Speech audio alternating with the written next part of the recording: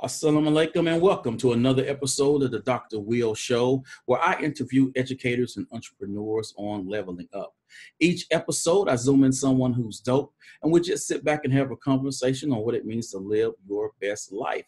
Now, if this is your first time checking out the podcast, this is the mobile university for entrepreneurs, and I am your host, Dr. Will. Now, today's guest is Dr. Kelly Page. She is doing some awesome things, educator, entrepreneur, and we're going to be talking about the work that she's doing, social media, and really sort of getting you to understand how you can get out there and put your best foot forward once you decide to become an entrepreneur. So for those who will be listening on Apple Podcasts, Simplecast, Stitcher, and iHeartRadio, will you please introduce yourself, Dr. Kelly? Hey, Dr. Well, thank you for an awesome introduction. I'm excited to be here, excited to learn with you and just kind of share and talk about some of the stuff that I've been up to and my teams have been up to. So let's kick it off. All righty. So you hear people, that is an Australian accent coming through. How did you find yourself in business, and what attracted you to social entrepreneurship? Wow, great question. So I actually found myself in business. It was when I've been involved or around businesses since a very young age. So my father's an entrepreneur, businessman, parents ran their own business. So I think it's just like a natural part of who I am. But I first came into business through my undergraduate studies when I was at college, and I was doing data entry for a database marketing firm in Australia, and learning all the data side behind companies, building databases, entering data. And then I started working in the market research industry. So that's kind of how I first came to business. And I love people and psychology.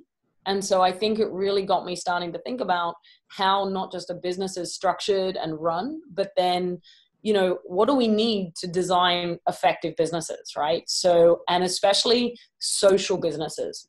So after working with a market research company, I started working with tech startups. And that was in the early days. I'm going to show my age now.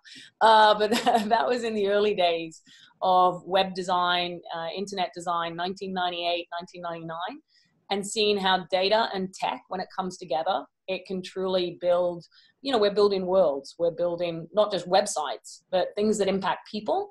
And my family is very community driven, it's all about social impact. So I also learned, you know, it's not just about developing a business, but it's about developing a business that impacts people, impacts change, and actually leaves a positive impact, positive impact on people. So that's kind of how I came to social entrepreneurship. And so I'm kind of really passionate about the types of companies and initiatives I work with, and how can we bring data, technology, and business together so they're successful. So I want to jump into your company, Live What You Love, which, by the way, is an awesome name. What was the pain point behind creating the company? The pain point behind creating the company was definitely, I gotta say, in the very beginning, you know, trying to really identify what Live What You Love at its heart is about and what it's for. So I work across industry and sector. So at the moment, I work in very heavily in education. I also work with nonprofits, artists, and it's all about developing social leaders. What does that mean? It's like my business experience has taught me that people are the heart of social networks. And if you can tap into what people love and are passionate about, it doesn't matter the technology, it doesn't matter the social media, they'll share the story, they'll share their story. And that's what social media is really about, sharing and storytelling. So the pain point for me was really at first starting to really craft the core service offerings of Live What You Love. What is it we actually do? And how do you communicate that to people? Because it's, you know, when you do start a social enterprise and a consulting company, you're a service. So you got to adapt to your clients, your customers, the communities you work with. So key pain point for me was definitely really nailing that down, because you can do anything and everything, right? When you start a company, especially one called Live What You Love. but it reminds me every day, people are the heart of social networks. I even have the logo tattooed on my wrist. Wow. Yeah, so that's the logo mark, which is actually, it's a heart, but it's an acronym of the letters, LWYL, live what you love. And it reminds me every day. Because we can get lost in data, we can get lost in business, we can get lost in technology. But at the end of the day, we're creating stuff for people and for communities. So that's, that's where it is. Yeah. So you work within the spaces of education, business, and nonprofits, and the arts. Yeah. Why those spaces, and how important is social to driving change within individuals and organizations? So really those, because I think it comes down to your values, right? So I see nonprofit social initiatives, as well as education. We're here to contribute. It's very a service-based economy of giving to impact people. So for example, nonprofits, they might be raising resources. They might be driving for policy change.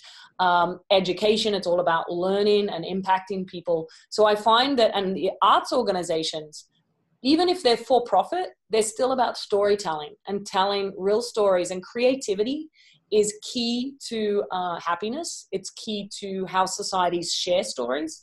So those industries or sectors for me were really important because of the values. And so the tech companies I've worked with or for also cross over into those sectors. So ed tech or technology for nonprofits. So it's really interesting with those sectors. At the heart, it's for all of them, how is social media helping them share their story and spread their story? So, and to me, it's about people. So I go into organizations. I did some great work with Red Lobster. And you'll giggle at this, Dr. Will, because I actually didn't know who Red Lobster were. Obviously, I'm from Australia. We don't have Red Lobster in Australia. And I'd been here 2-3 years. And I was approached to do some work with their marketing team and their customer service team, because they were bringing all their social media operations from the ad agency in-house. So what I usually do is I go into a company, develop an understanding of their culture, their people, and what training do they need? Because it's not just a marketing department that does your social media. It's everyone.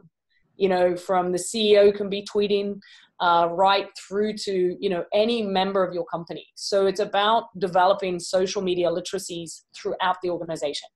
So I help train. Sometimes we'll be focused on an event. And so it helps train the teams up into how to develop great content that tells stories. Who do we need to have at the table? Who do we need to have managing the Twitter? And how do you get a community to tell your story for you? Because once again, social media is ever reaching. So it's about spreadability. So that's kind of, and I find arts organizations are great at telling stories.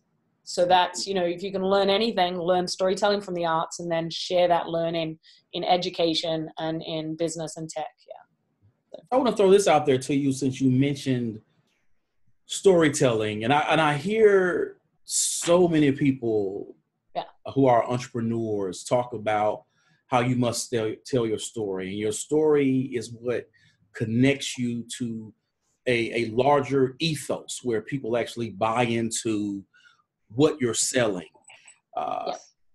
How does someone, this teacher who decides that they want to become an entrepreneur, how do they decide what their story is?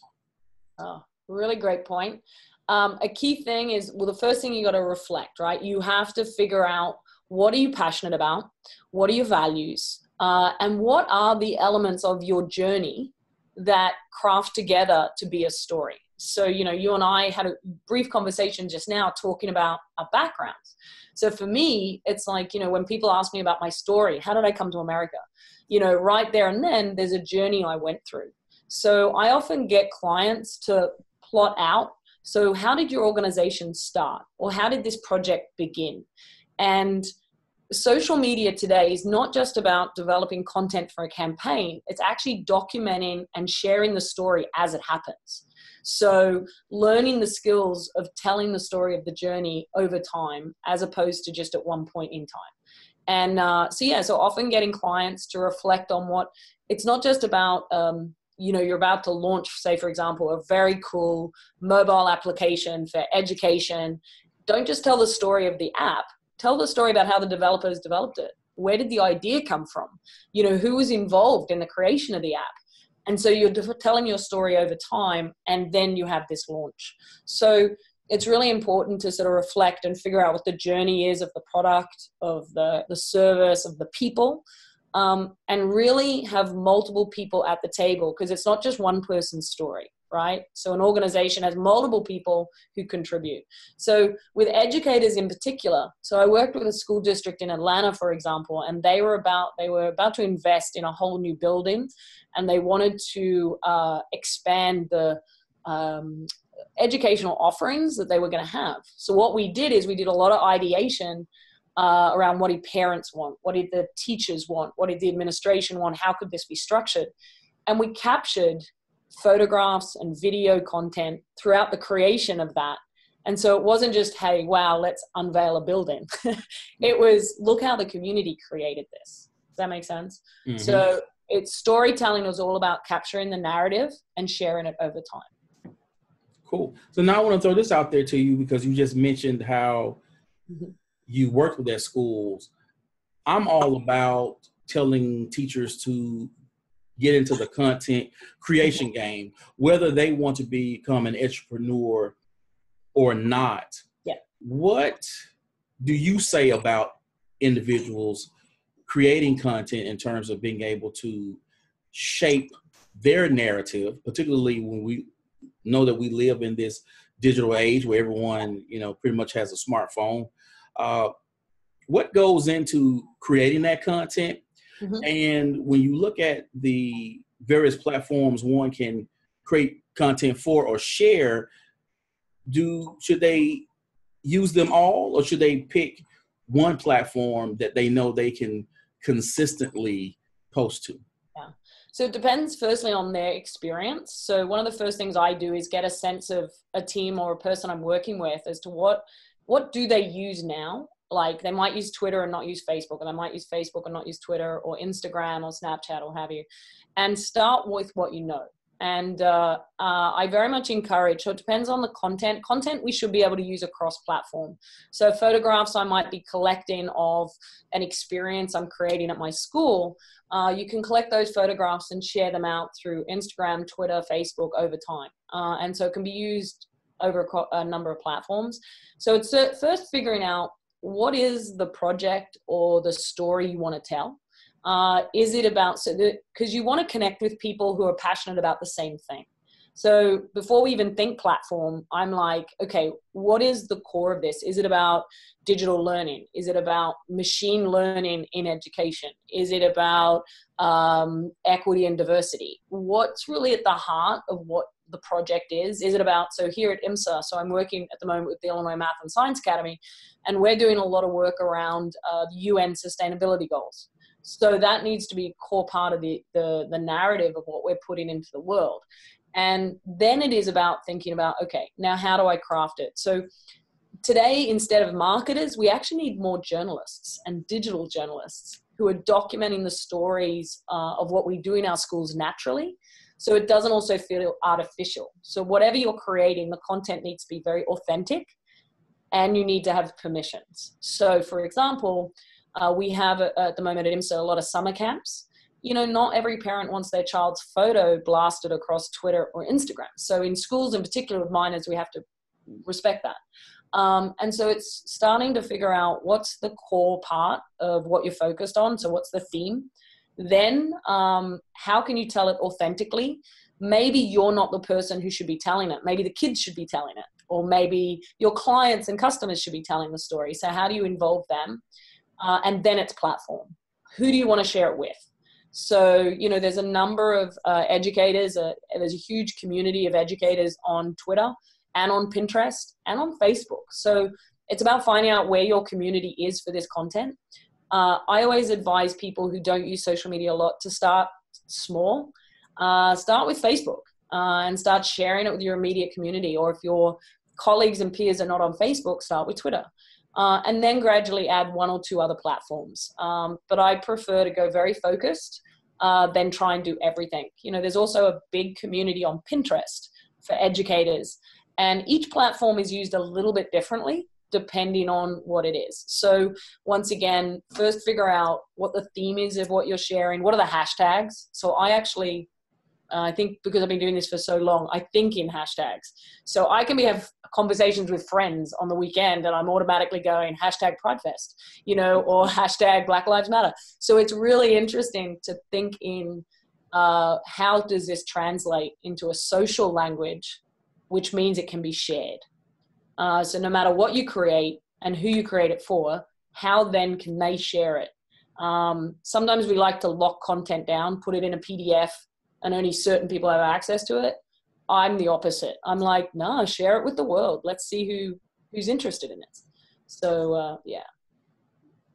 So we live in a mobile world powered by the internet and the smartphone and tablets. Yet many organizations have found it difficult to move beyond the traditional way of thinking, doing, and connecting. What are some of the challenges faced by leaders in this ever-evolving digital landscape? I would definitely say with mobile is one of the challenges is actually disconnection. So actually doing a digital detox and stepping away from your phone sometimes, or your tablet or your device, because I think to be focused and productive, you also need to have time out. And, so one of the first things with mobile, I find that we are ever connected, ever in contact. So sometimes we're not giving the best of ourselves because we're constantly on. So developing routines around the use of social media and mobile devices, I think is very important.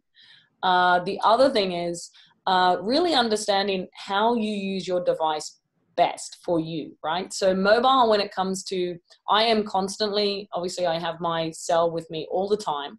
And I'm constantly capturing. I find it gives me freedom to be as a journalist and capture all sorts of things that might be going on in the community I'm working with at that point in time. So, constantly capturing photographs, but I have a system set up as to how I store those photographs so I can come back to them. So there's a meaningful way to file video and photos. And then having all my apps lined up so that I can go straight to Twitter very quickly and post something out. I also use Notepad a lot, for example, on my cell phone. And I have different notes for different things that have the hashtags already in there. So I don't have to think about them. I've actually pre-programmed my phone that if I am going to share something about one of our summer camps and STEM, I already have the hashtags that would be very popular for that content. And I can copy it and paste it in the tweet or in the Facebook profile. So learning how to use your phone and your cell phone or your tablet in a very effective way. So setting it up. I also use Trello a lot for productivity, and that's accessible on my phone. So but once again, don't have too many apps because then it's hard to find stuff. So being mobile, but you do need to disconnect as much as you need to connect. And people follow people. So using your phone a lot to connect to community. On LinkedIn in particular, Twitter and Facebook, I am constantly connecting to different peoples, to learn about them and learn what they share. So as soon as I meet you, for example, I will be connecting to you on LinkedIn, seeing if you're on Twitter and following you, so I can learn more about your world. So they're the kind of things that I do with my mobile device. But businesses are still struggling with this. Brands in particular are struggling with being authentic. And they blast our phones with notifications as opposed to actually having a conversation and sharing with us content we really want to read, So as you've mentioned, social is at the core of what you do. Oh, yeah. On your website, you have 6 key areas you work with your clients. What are they, and how essential are those areas to an organization trying to make meaning of the work they do? So it's interesting, you sort of say that. It's like when looking at the different areas that we work with. So I could probably break it down even more to 3 core areas around building social cultures, building social leaders, and building social brands. So, really looking at, and then within that are the different services, right, for those and different values. So creativity is core or what have you. But organizations, whether you're education, nonprofit, or for-profit, to be truly social, and that means, it's really about the intentionality of your social impact on the world, because everything we create, words, photographs, even this conversation we're having, you're creating the world for yourself, but you're also creating the world for someone else. So it's understanding that when we share, we're creating the world. And so let's be very intentional about it. And so for me, being social is not just that I'm very socially active or that I'm very socially conscious. It's also that I'm very socially aware that what I put into the world is going to create the world and not just for me. So, and that comes back to then let's be intentional on how we're building a social culture within our organization. And in a lot of organizations, the culture is command and control. And only certain people have access to certain information. And only certain people are allowed to share certain information. And probably because of why I also am in education, nonprofit, and that, I really believe in transparency. Let's open up and share, because not everyone has access, and that's not fair. So if in Australia, we have a very different education system. So I benefited from an education system that a lot of people across the world don't have access to. So anything I learn, I like to share it because, I had that privilege basically. So I really believe in organizations, we need to really look at communication, trust, how we share, and who's making the decisions on what we share. And then from that, it's like really developing social leaders who have the digital literacies for sharing, but also the social understanding of their impact. Young people today are very digitally savvy, but they're still learning on how to share their identity and how to have an impact in the world. So it comes with intelligence, with maturity, it comes with age, but really being intentional. I think a lot of organizations, their brand is not social, right? A lot of brands are inauthentic. At the moment we're seeing, for example, it's Pride Month, all these brands, all of a sudden there's rainbow and blah, blah, blah. And I'm like, yeah, do you truly live that though? Do you truly live inclusivity and equity, or is it just a marketing thing? So I do think how we're getting organizations to really look at their culture, no matter if it's ethnicity, whether it be whatever the social values they have, how do they truly live that? So they're kind of like three where all the services would be within. So within my organization. Yeah. Does that help answer that question for you? Oh yeah. Oh yeah. Oh yeah. So as you know, the internet has made it possible for anyone to connect with anyone and learn from anyone from anywhere in the world. So what are your thoughts with people actually using social networking like Twitter, LinkedIn as their personal university? And where do you see social networking fitting into K through 12? So I definitely, I'm a big believer so I know people joke about, hey, just Google it, right? and this whole, we don't need teachers today because we Google stuff, which I disagree. I believe in having tools at your fingertips to find whatever you need to be successful. And if that is, going on Google and going to Google Scholar and finding articles that are written about something, or, a friend posts an article that was published in the New York Times that you read, whatever it might be. I really believe in using your social networks for information and to learn. And so it's really important to become digitally savvy in understanding the source material. So who's posted it, who wrote it, where did it come from, and that's my research ahead. Before I believe something, even if a friend posts something, before I believe it, I want to know who wrote it and where it came from. So I think we do need to develop our skills more critically around source material and how we're believing. And that's why fake news is so predominant, is that often we share things without thinking. What is this? Who wrote it? Before we share. So I do think there's a lot of work we can do there, but I see the internet has totally, and it continues to level the playing field on who has access to information.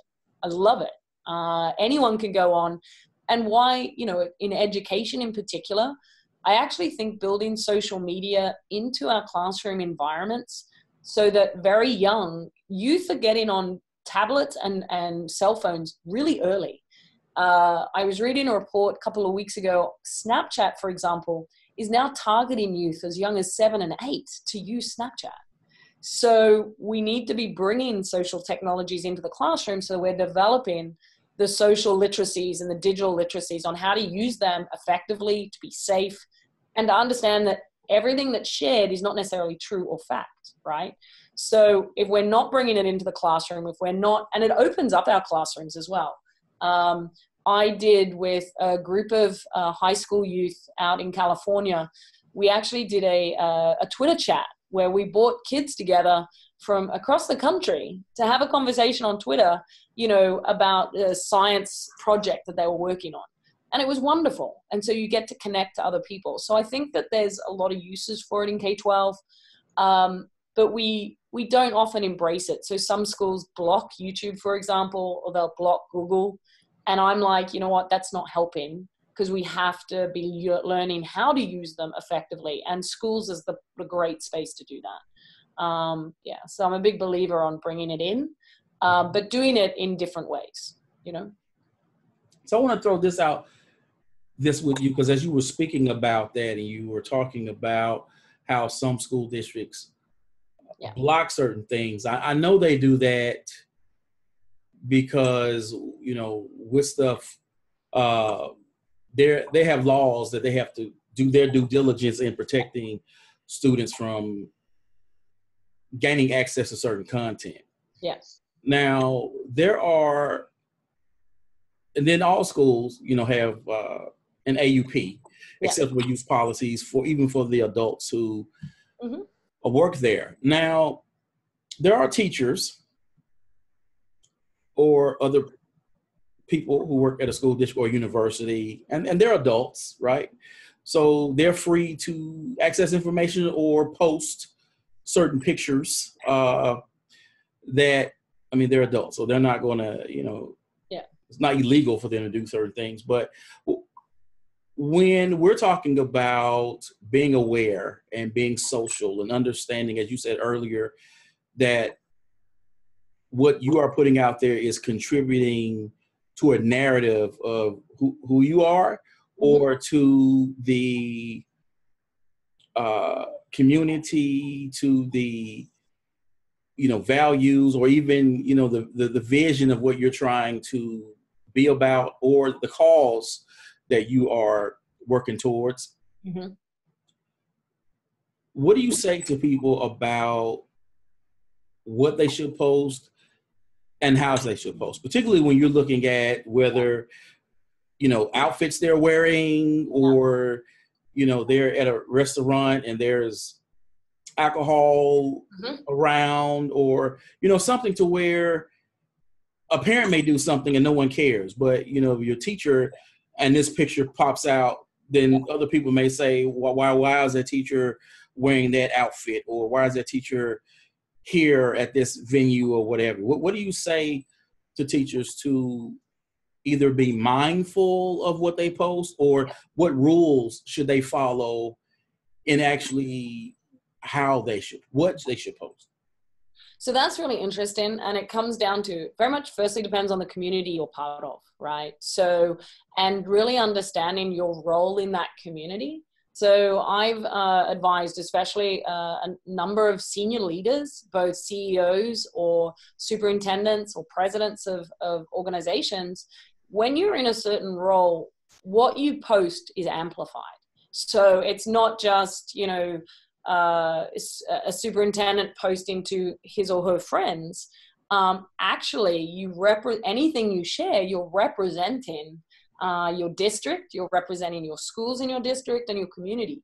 So there becomes a far more intentionality and awareness of what you're posting. Now, if it aligns with the values of your district and your community, then fantastic. But if it doesn't, then you have to really think about why you're posting it and what could be the implication.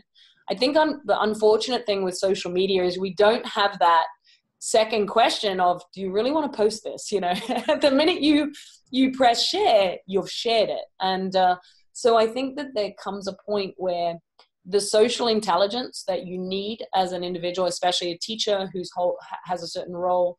But that said, it's trying to also understand how it impacts on your community, and beyond that, because there are certain values that while they might be upheld in one community, they're not upheld in another community, right? So I have this statement when I work through this with people, and we start to really develop an understanding of, well, what is your community about? What would be acceptable? What wouldn't be acceptable? And asking those questions. This statement about when you share about yourself, it's your choice. When you share about or for other people, it's your responsibility. And it's really interesting how many people, when they use social media, they share for them and only for them, right? They're like, I'm passionate about this. I'm going to like it. I'm going to share it, and et cetera and so forth, without thinking the impact it could have on other. And I think we need to do more of that. So one of the workshops I run is actually working through both understanding who is your community and what are their needs versus what do you think is appropriate, because it differs by community. I have some social initiatives that I've been part of that, they're very, very passionate about equity and diversity and Black Lives Matter. And that's fantastic. And that's where they go. Yet in other communities, it's kind of like going, well, we're about something different, which might be at the opposite side, right? So you have to have the conversation, but at the same time, not use it as a straitjacket.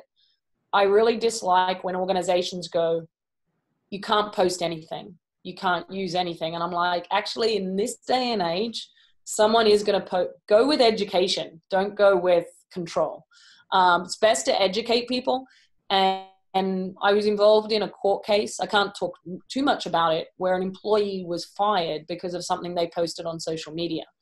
But actually, what they posted, they'd never been trained by the organization as to what they could or couldn't post, or what was appropriate or not appropriate. So organizations also have to have some responsibility in educating their workforce, right? And their employees, especially teachers, running digital literacies, social media literacies. I do a tech readiness workshop that really talks about this next generation, because sometimes it's also not about us. It's also about our youth. So in school districts, there's a big question around, well, should I be Facebook friends with my students, right? Or what if they follow me on Instagram? I have a lot of young people who follow me on Instagram and Snapchat when they learn I'm on there.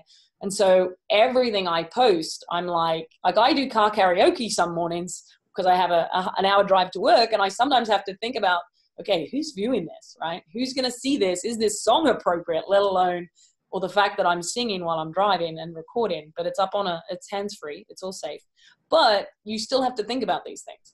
So it's quite an interesting conversation, but we have to have the conversations about it. We have to figure it out as a community. Well, we're not allowed to, follow students and interact with them on social media. And I actually had a student, Twitter a few years ago alerted me, oh, this student is following me, and I blocked that student. Because I didn't want, and I don't post anything inappropriate online, but I didn't want that student feeling, I guess, that comfortable with me within that space, since it is offline and there's no, I don't know if they would understand that the same rules would apply as in how I'm addressed at school versus, offline. But definitely, what you mentioned earlier, when I give talks to teachers about these things and about branding, I go a step further to say how you live your life offline is even more important, because though you may not take that picture or post that video, other people have smartphones, right? So there was a teacher several years ago, was in Mexico, and she was twerking up a storm. And on stage, someone took a video of it, and then it got put online. That teacher lost their job. Now that teacher, I guarantee you, that teacher was thinking, I'm an adult on vacation, I'm in another country, and they weren't even thinking this could have blowback. But how you live your life, because we live in this mobile world, because things can go viral in a split second.